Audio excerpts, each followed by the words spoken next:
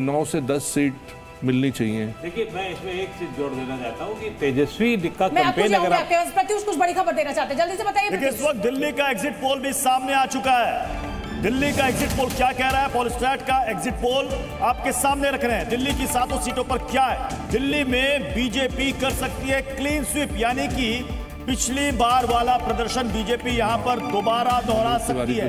यानी कि दिल्ली की सभी 7 सीट यहां पर बीजेपी जीत सकती है। इस बार आम आदमी पार्टी और कांग्रेस अलायंस में है यहां। मतलब कुल मिलाकर प्रत्युष देखिए, मुस्कुराहट आपके चेहरे पर भी आ गई है। अलग अलग एजेंसीज अलग अलग आंकड़ा दे रही है। कोई 5 से 7 सीटें दे रहा है, 2 सीटें इंडिया गठबंधन को, और यहाँ पोलस्टैट जो है वो सारी की सारी सीटें अक्कू जी दे रहा है एनडीए गठबंधन को।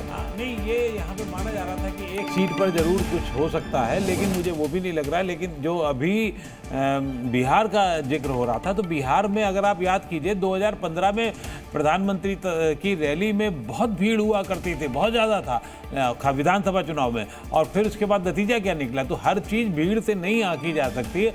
मूड एक अंडर करंट या बीच में तैरता है, जिसको हमको समझने की ज़रूरत होती है। तो अभी मुझे लग रहा है कि ठीक है, जो कहा जा रहा है, आपका पोल जो कह रहा है वो बिल्कुल सही दिशा में जा रहा है। अब जाता कितना है ये तो 4 तारीख को ही पता लगेगा। जी, रागिनी नायक जुड़ चुकी हैं। आप बहुत इंतजार कर रहे थे रागिनी नायक का, शहजाद पूनावाला। रागिनी नायक का आपका बहुत बहुत स्वागत है। और शहजाद पूनावाला को शक था कि शायद एग्जिट पोल के आंकड़े देखने के बाद कांग्रेस ने फिर बैक स्टेप कर लिया है। हमने कहा नहीं, रागिनी जी आने वाली हैं और आप आ गई। रागिनी जी, 133 maximum seat exit poll India गठबंधन को दे रहा है, क्या प्रतिक्रिया है आपकी? अनुराग जी, देखिए, आप और मैं तो कम से कम एक दूसरे को 1 दशक से ज्यादा से जानते हैं।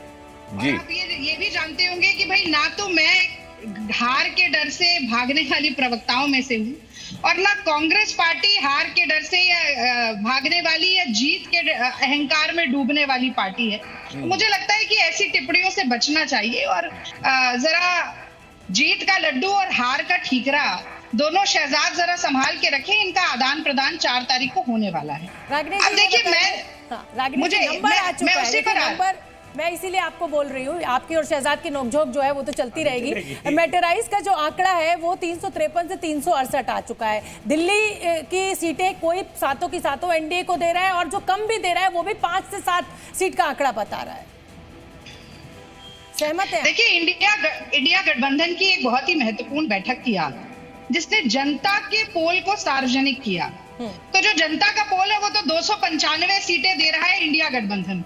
ठीक है, अब ये कौन सा पोल है, किसका पोल है, सरकारी पोल है, नहीं है, ये 4 जून को पता चलेगा। मैं आपके पास, मेरे सहयोगी प्रत्युष के पास कुछ बड़ी खबर है, लेने दीजिए, कुछ बड़ी खबर है रागिनी जी, फिर आपके पास आऊंगी। कुछ बड़ी खबर है वो बताने फिर आती हूं। मध्य प्रदेश का एग्जिट पोल क्या है वो भी जल्दी से आपके सामने रख रहे हैं। सीएनएक्स का ये एग्जिट पोल सामने आ चुका है मध्य प्रदेश का। मध्य प्रदेश में सर्वे क्या कह रहा है? मध्य प्रदेश में बीजेपी को 28 से 29 सीट यहां पर मिल सकती है। कांग्रेस को सिर्फ 1 सीट यहां पर